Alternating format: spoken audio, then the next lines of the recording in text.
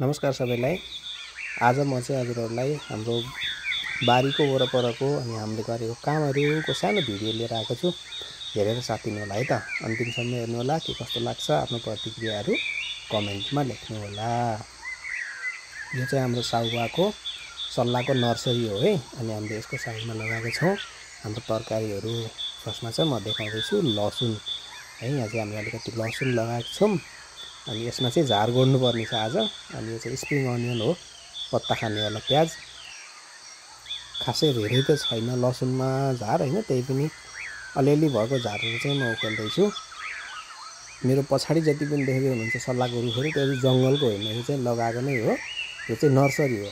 यसबाट चाहिँ सल्लाहको रुखहरू अर्डर अनुसार चाहिँ जरैदेखि पुरै सिँगै रुखलाई नै, वयस्क रुखलाई नै उखेलेर लगेर पार्कहरूमा कता आवश्यक छ हैन, कताबाट अर्डर आउँछ त्यतै लगेर लगाउने खालको यो सिस्टम हो है त। अनि जति पनि देख्नु भएको छ पछाडि त्यो सबै सल्लाहको नर्सरी छ। यसैको साइडमा चाहिँ हामीले तरकारीहरू लगाएको छौँ। अनि म आज त्यसैमा झारहरू उखेल्ने अलिअलि देखदेख गर्दैछु तरकारीहरूको। हेर्नु होला है त। अनि यो लसुनको चाहिँ सल्लाहको म झारहरू उखेलिदिएँ आज। अनि त्यसपछि अरू पनि छ, आलुमा पनि छ। अनि म सबै क्रमशः देखाउँदैछु, हेर्नु होला है त। अनि यहाँ चाहिँ छ हाम्रो सागहरू है, साग अनि मुलाहरू छ। अनि यो बिचबिचमा चाहिँ मैले सागहरू नभएको ठाउँमा आज केराउ रोप्दैछु, केराउ। अनि त्यसको लागि चाहिँ पछि झेक्रा काट्न समस्या हुन्छ भनेर मैले चाहिँ यो फलामको डन्डीहरू गाड्दैछु स्टिलको। पछि यसैमा डोरी लगाएर मटरहरूलाई चाहिँ त्यही डोरीमा चढाउने हो। मैले बिचबिचमा ग्यापमा चाहिँ यो फलामको डन्डीहरू, स्टिलको डन्डीहरू गाड्दैछु लगभग 1.5 मिटरको स्पेस जति राखेर। अनि यसरी चाहिँ बिचबिचमा डोरी हुन्छ यसको। पछि यसैमा केराउहरू लगाएर चढाएर चाहिँ फलाउने हो। आफ्नो काम गर्दा चाहिँ आनन्द आउने क्या। अनि बारीमा जान्छौँ हामी हैन, यस्तै यस्तै गऱ्यो। दुई चार थरी तरकारीहरू लगाउँदाखेरि पनि आफूलाई खानलाई चाहिँ मजाले पुग्दो रहेछ क्या।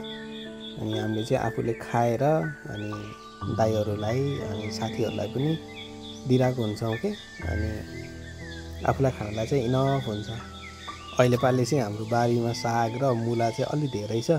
हाम्रो प्लानिङ चाहिँ गुन्द्रुक बनाउने हो, सिन्की। अब हेरौँ साथी हो भने चाहिँ, तर राम्रै हुन्छ जस्तो छ हेर्दाखेरि चाहिँ। डन्डी लगाइसकेपछि चाहिँ यस्तो भयो है। मैले मटर पनि लगाइदिएँ बिचबिचमा। अनि पछि यसमा डोरी लगाउने हो। अनि यति गरिसकेपछि चाहिँ कम्प्लिट भयो। यो चाहिँ छ हाम्रो आलु बारी है त। यस्तै माथि पनि छ। माथिको चाहिँ अलिक धेरै र अलिक व्यवस्थित पनि छ। यो चाहिँ ठाउँ नै त्यस्तै भएको भएर हेर्दाखेरि त्यति राम्रो चाहिँ छैन, तर पनि राम्रै उम्रेको छ आलु।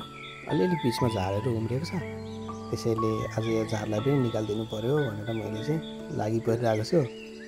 आलु लगाउँदाखेरि चाहिँ हामीले प्लास्टिक लगाएर, फिनिल भन्छ यसलाई, प्लास्टिक लगाएर लगायो भने चाहिँ धेरै व्यवस्थित पनि हुने। अनि झारको समस्याबाट पनि छुटकारा पाइने हुने हुँदाखेरि चाहिँ हामीले आलु चाहिँ प्लास्टिकमै मल्चिङ गरेर लगाउँदाखेरि चाहिँ एकदमै व्यवस्थित हुँदो रहेछ, राम्रो पनि हुने रहेछ है त। अनि यो आलुको झार उखेलिसकेपछि चाहिँ अनि सागमा पनि झारहरू उम्रेको थियो। यो झारहरू पनि उखेल्नु पर्ने छ।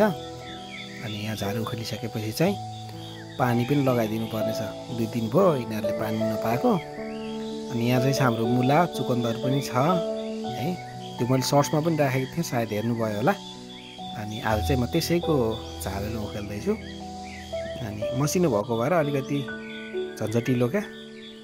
झारहरू उखेलिसकेपछि चाहिँ म अब गाजरमा, सागमा पानी दिँदैछु। अनि पानी दिइसकेपछि चाहिँ आजको लागि यति नै गर्ने हो है। गाजरहरू उम्रिँदैछ। अनि सरर पानी दिइसकेपछि आजको लागि काम सकियो। अर्को भिडियो लिएर फेरि पनि आउनेछु। हेरेर साथ दिनुभएकोमा धेरै धेरै धन्यवाद।